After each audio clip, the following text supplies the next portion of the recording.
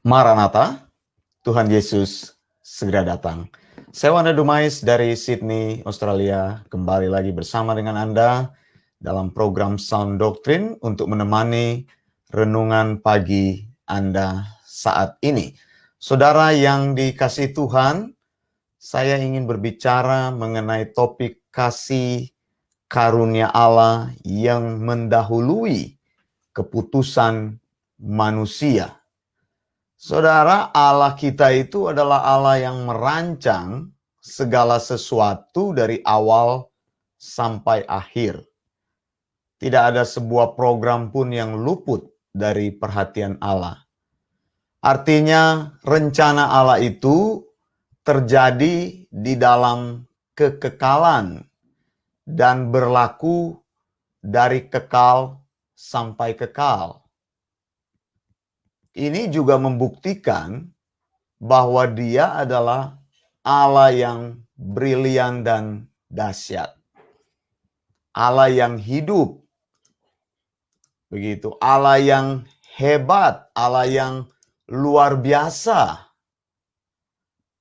Tidak ada yang bisa menasehati Allah untuk memberi pertimbangan kepada Dia.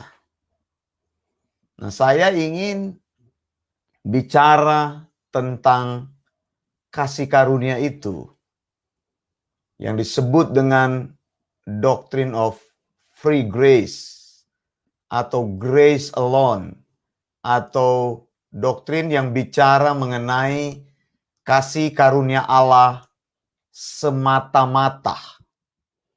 Jadi Allah berikan keselamatan itu cuma-cuma atau free kepada kita. Nah, makanya tadi saya bilang ini disebut dengan doctrine of free grace atau grace alone. Kita menerima segala sesuatu dengan cuma-cuma. Dan apa yang dilakukan oleh Allah itu kepada kita adalah didasarkan pada kasih karunia Allah semata-mata, atau disebut dengan grace alone. Tidak ada yang bisa kita lakukan untuk menambahkan apapun yang sudah dilakukan oleh Allah. Kasih karunia Allah itu adalah sebuah tindakan yang dimulai oleh Allah dan dilakukan kepada hidup kita melampaui kelemahan dan ketidakmampuan manusia berdosa. Sekali lagi, jadi pengajaran grace alone atau free grace itu artinya tindakan selalu dimulai dari pihak Allah. Oke? Amin, saudara? Dan apa yang Allah lakukan kepada hidup kita melampaui kelemahan dan ketidakmampuan manusia berdosa. Artinya, saudara, juga segala sesuatu juga yang terjadi di dunia ini, jangan pikir karena doamu atau apa yang terjadi dalam hidupmu itu karena engkau telah bekerja keras untuk itu. Tidak. Kalau Allah menghendaki, maka akan terjadi. Kalau Allah tidak menghendaki, maka tidak bisa terjadi.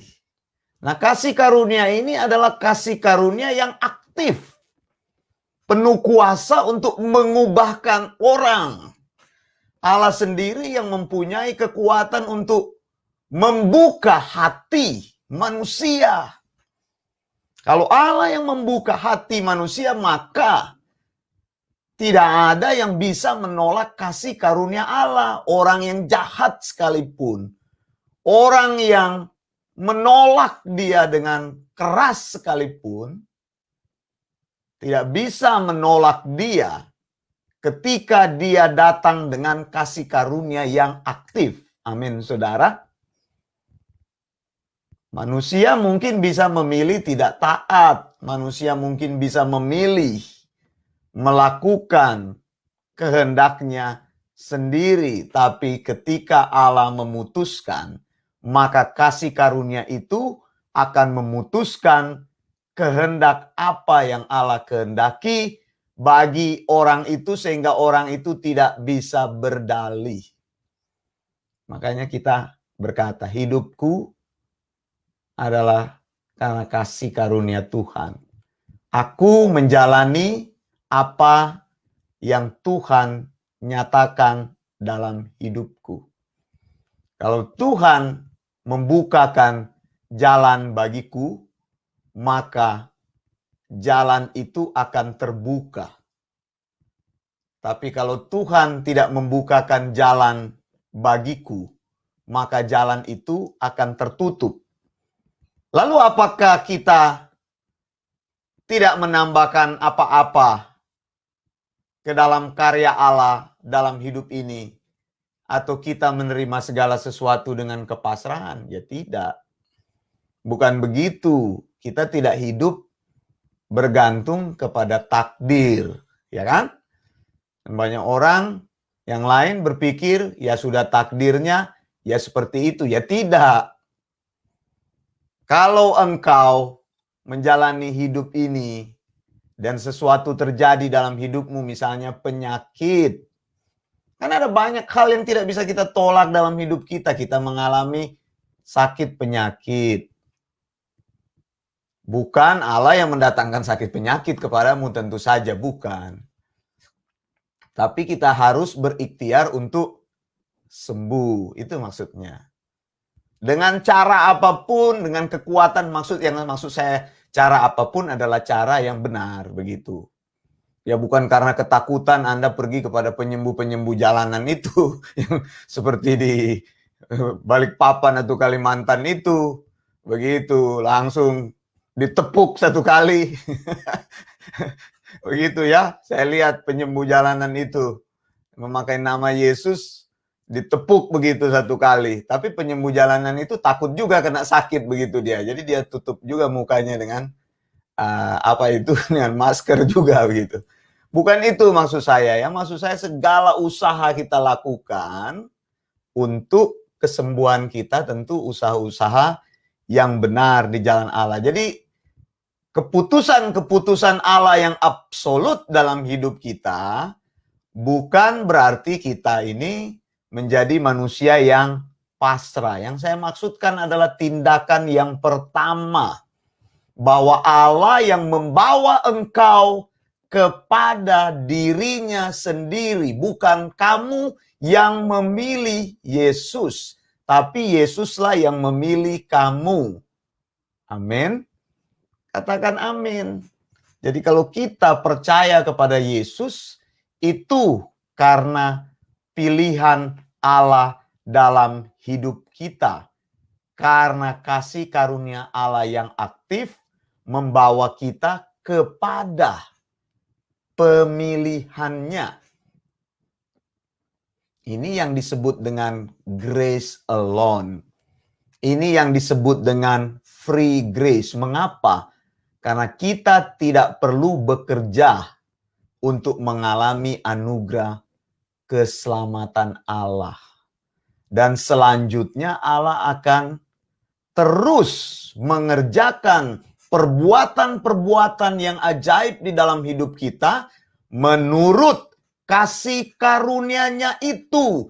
Jadi kita menjalani segala sesuatu yang terjadi dalam hidup ini sebagai ketetapan Allah di dalam hidup kita. Tetapi kita terus juga aktif setelah kita diselamatkan, kita bekerja sama dengan Allah untuk melakukan, meresponi apa yang Allah nyatakan dalam hidup ini. Saudara, boleh saja orang membenci Yesus. Boleh saja orang lari dari Yesus. Boleh saja orang marah, tidak setuju kepada sound doktrin. Boleh saja orang membenci mati-matian sound doktrin. Boleh saja dalam pelayanan Yesus kita membaca orang bahkan mengatakan kepada Yesus, kamu orang gila, kamu kerasukan setan. Ya, berarti Wanda Dumais mengikuti orang gila dan orang kerasukan setan. Ya biar saja, nggak apa-apa. Karena itu keyakinan saya. Begitu Anda bebas mengikuti keyakinan Anda sendiri. Benar nggak? Tetapi saudara, saya mau katakan, apabila kasih karunia Allah mendatangi hidup seseorang yang membenci Yesus, maka orang itu tidak sanggup menolak kasih karunia di dalam hidupnya. Amin, saudara. Siapakah yang bisa membantu Allah? Siapakah yang bisa menasihati Allah? Siapakah yang bisa mengubah keputusan Allah? Keputusan Allah di dalam hidupmu terjadi sesuai dengan maksud dan rencana Allah. Ya, saya juga tinggal di Australia karena Allah menentukan saya tinggal di sini. Betul nggak? Termasuk pemilihan-pemilihan hidup. Saya menikah dengan istri saya, termasuk Allah menentukan saya menikah dengan dia. Jalan-jalan hidup kita ditentukan secara rapi. Anda pikir Allah ini membuat rencana itu kalau gagal baru diulang lagi? Tidak, saudara. Allah tidak punya rencana B. Rencananya selalu A. Kita manusia harus punya rencana A, B, C, D, E, sampai seterusnya. Sampai abjad habis begitu. Maksud saya kalau ada yang gagal, coba lagi. Kalau yang satu gagal, coba lagi. Kalau yang satu gagal, coba lagi. Sampai kita berhasil. Tapi Allah kan tidak seperti itu. Dia melihat segala sesuatu dari pengetahuannya yang hebat dan dahsyat. Katakan amin. Begitu. Jadi kalau hidup Anda datang kepada sound doctrine, mengenal sound doctrine, itu bukan karena Anda ditarik oleh Wanda Dumais, bukan karena Anda diiming-imingi oleh Wanda Dumais, bukan karena Anda melihat Wanda Dumais setiap hari di depan Facebook, lalu Anda terpengaruh. Tidak. Anda datang kepada Yesus karena pemilihan-pemilihan Dia. Anda belajar sound doctrine karena Anda meyakini di dalam pengajaran yang benar, Yesus menyatakan untuk kita teruskan kepada orang-orang lain. Makanya saya bilang, biar saja Yesus dikatakan gila, biar saja Yesus dikatakan kerasukan setan. Ya, saya tidak peduli. Saya mencintai dia dengan segenap hati saya karena saya sudah ditebus dan dipilih dengan kasih karunia Allah yang luar biasa. Jadi saudara, doktrin free grace atau grace alone ini hanya melihat kasih karunia Allah semata-mata, bukan kasih karunia Allah plus. Begitu ya. Bukan kasih karunia Allah yang membutuhkan keputusan manusia untuk memilih dan merespon positif serta merespon negatif. Tidak. Kasih karunia Allah adalah hanya karena anugerah saja. Dan tidak ada hal yang lain yang bisa ditambahkan kepada kasih karunia Allah. Kasih karunia Allah mendahului segala keputusan manusia, mendahului segala rencana manusia, mendahului segala tindakan manusia. Sebelum kita merespon kepada Allah, maka Allah terlebih dahulu mengulurkan tangannya kepada kita dan mengangkat kita dari lumpur dosa. Amin, saudara. Kalau tidak, kita tidak mampu mengangkat diri kita sendiri. Karena itu saya katakan saya tidak khawatir dengan orang yang membenci sound doctrine, dengan orang yang menolak kasih karunia Allah.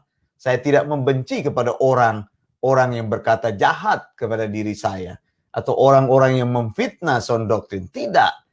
Karena saya percaya kalau kasih karunia Allah mendatangi hidupnya, Kasih karunia yang aktif itu akan mengubahkan dia dari orang yang ganas menjadi hatinya lembut kepada kebenaran. Dari orang yang tidak percaya menjadi orang yang percaya. Dari orang yang membenci Yesus menjadi orang yang mengasihi Yesus dengan sepenuh hatinya. Amin, saudara. Ya, Tuhan saja yang membuka hati.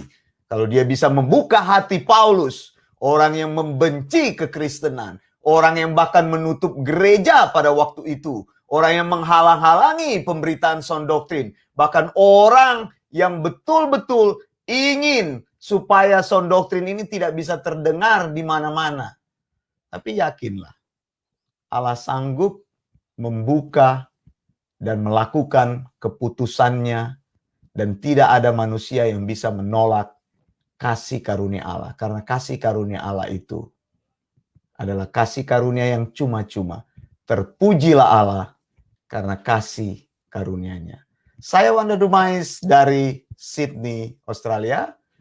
Maranatha, Tuhan Yesus segera datang. Blessings.